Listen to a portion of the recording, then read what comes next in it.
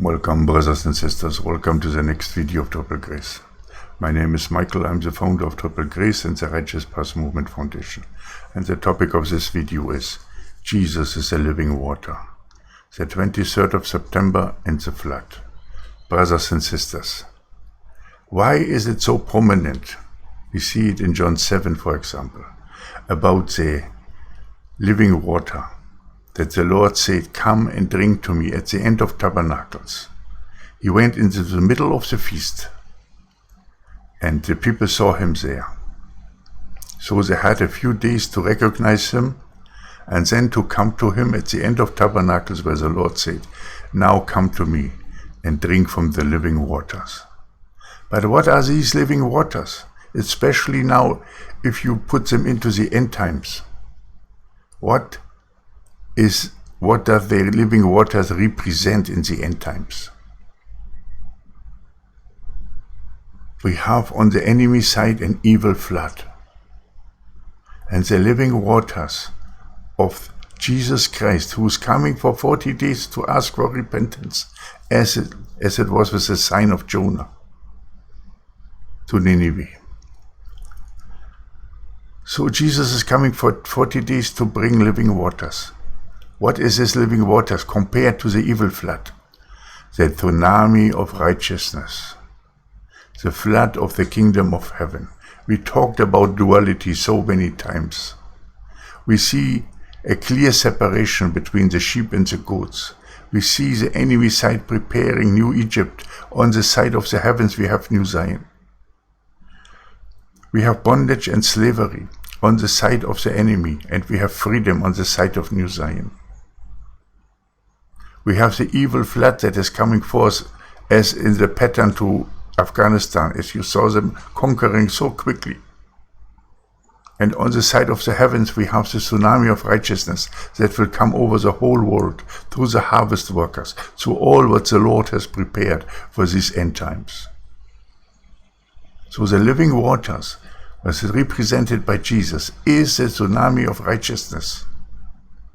And once you acknowledge Jesus during the 40 days, you will drink from this water, and you will have it abundantly, and you will have it covering you, and you will be able to give it out to the lost sheep and to gather them home. Yes, a tsunami of destruction is coming. It will hit New York, it will destroy many places. On the evil side, on the positive side, also a tsunami of righteousness will come. The living waters poured out by Jesus himself here on the earth will bring forth great revival and a wonderful perfect harvest that will bring in the multitude clothed in white that will be standing at the base of Mount Zion at the sixth seal and will be raptured into paradise. Why? Because they have cleaned their garment in the blood of the Lamb. They have stood with Jesus when others have rejected him, and they have accepted that the kingdom of God has finally returned. They have come out of their shell of spirituality, and they are entering now the physical manifestation of the kingdom of God here on earth. What a wonderful picture. The living waters of Jesus as a tsunami of righteousness running over the whole world and bringing forth a harvest, a multitude clothed in white. In opposition to the evil flood that is at the same time going up and covering the world. That is a masterpiece of the end times. That is how the Lord has prepared it. A separation was needed. Duality can only come forth when you have a clear separation between the light and the darkness. There we go back to Genesis, when the Lord declared, "I will separate the darkness from the light." That was already the beginning of his masterpiece. But now we are in the end times, and now we see it clearly. The ones who are standing with the world will go into darkness. The ones who are standing with the kingdom, clearly separated with their white token in their hand, ready to go to New Zion, are ready to represent the sons of the light in the battle against the sons of darkness. The living waters are coming. How appropriate that we are now seeing that a time of Aquarius, what is also the water bearer, and the water is being poured out right now. It's a new beginning, a new dawn, a paradigm shift, a change. Now it's the time of the waters again, the living waters versus the evil flood. Everywhere in Scripture you see that, this battle of light versus darkness. And we have arrived, and Jesus is our living water. He is our fortress. He is our bulwark. He is our ark. And I see New Zion also as the ark of the kingdom of heaven, where we will have our place. And from there we will go out. I hope you have seen that wonderful vision that I had about New Zion. That video called io.earth.de. Wonderful understanding of what is awaiting us. Once you accept Jesus as your Lord and Savior, not in a spiritual way of the churches, come out of them.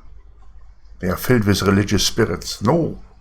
You have to accept Jesus when he physically appears here on earth. Don't be like a Pharisee. Don't reject him because you say it's impossible. He must be the Antichrist. No. He will come as a one in the sign of Jonah for 40 days to ask for repentance, not to the Christians, but to the world. Will the world follow him? No. Tribulation will start. There will be not a good outcome like it was for Nineveh.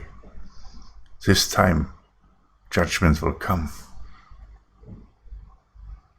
Jesus coming for 40 days is also the start of the fall feast, beginning with the Feast of Tabernacles, from the outside in, ending with the Feast of Trumpets, the last trumpet at his second coming feet down onto the Mount of Olives. Everything is given to you, brothers and sisters.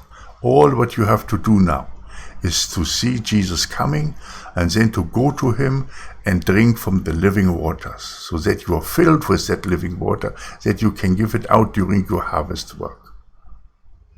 That living water will also allow you to be covered in the light that many will see, where many will be drawn to. And through this light, you will set the captives free, Isaiah 61. You will walk in the image of Jesus Christ here on earth. What a wonderful sight. The world could not even handle one Jesus. How will this world, this wicked generation, this new Egypt will handle thousands of Jesuses on earth? It's a wonderful picture. I'm not only seeing thousands of Jesuses on the earth, I see also hordes of Lion of Judah roaming through the streets, bringing salvation to all the people who are ready to accept them. The living waters are waiting for you.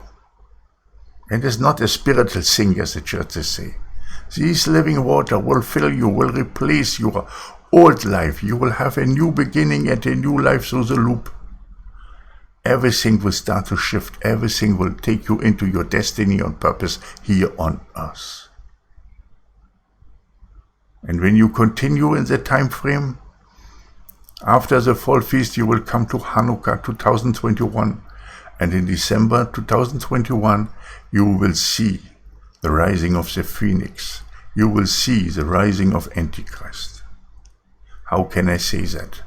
Because in December, beginning of December, we also have a solar eclipse over a certain place that is so much related to the enemy, that it is time when he will come forth to take hold of the world.